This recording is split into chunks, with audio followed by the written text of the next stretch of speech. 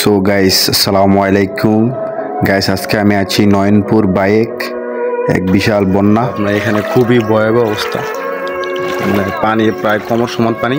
এখানে এত ভয়াবহ পরিস্থিতি আমি চিন্তাও করি নাই। যাই সে ভাবলাম যে দেখলাম যে এই অবস্থা, তাই কি ভয়ঙ্কর একটা বিষয়। মনে করেন মানুষ তো হাহাকারে আছে, মানুষের সবাই ঘরবন্দি অবস্থায় আছে।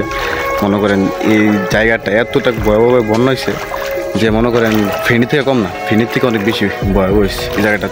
পানি দেখেন কী অবস্থা, রাস্তাঘাটে পানি, রাস্তায় কিন্তু মেইন রোড হাঁটতেছি।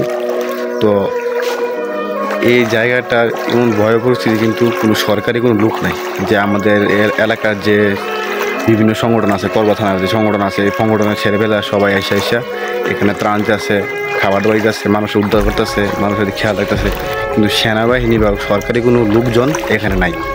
এটা আমার সবচেয়ে বেশি খারাপ লাগছে বিষয়টা, যে আমরা কি দেশের লোক না, আমরা কি দেশের বাসিন্দা না, আমাদের বাইক যে বাড়াই লোকরা তারা কি দেশের লোক না।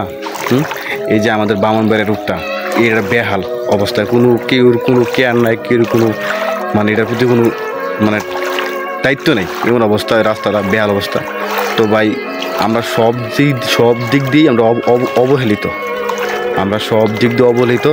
আমাদের কোনো দামই নেই, আমাদের ব্রাহ্মণবাড়িয়া জেলার মানুষের কোনো দামই নেই। এখানে আখড়া বন্যা হয়েছে, ওইখানে কোনো আর্মি লোক নাই, করবা হয়েছে কোনো লোক নাই, এখন নয়নপুর হয়েছে এরকম লোক নাই। এমন ভয়ঙ্কর দৃশ্য আমি দেখি নাই যে সরকারি কোনো পদক্ষেপ এখন আসে নাই বাড়াই লোকের জন্য বা করবা লোকের জন্য। তো এখানে ভাই কি বলবো, এখানে তো কোনো বলার কিছু নাই।